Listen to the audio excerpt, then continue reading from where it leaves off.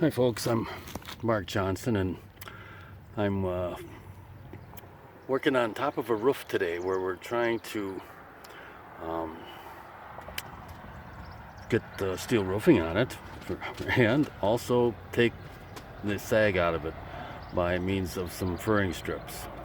We leave the old roofing on when we put steel on these roofs, and we put nailers up to nail the steel to, but in this situation we're gonna have to do a little more than that. We're furring up the furring strips, or shimming them up to create the illusion of the ridge being straight.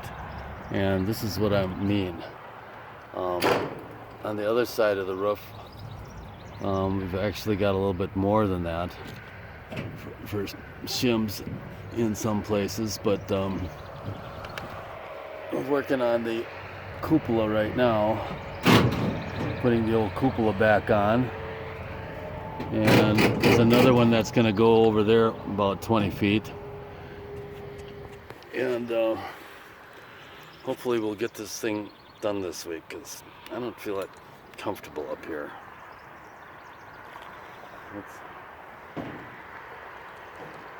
We've got the forklift basket right below us, and I've got another basket there that we use to go up and down, and basically in place of a ladder.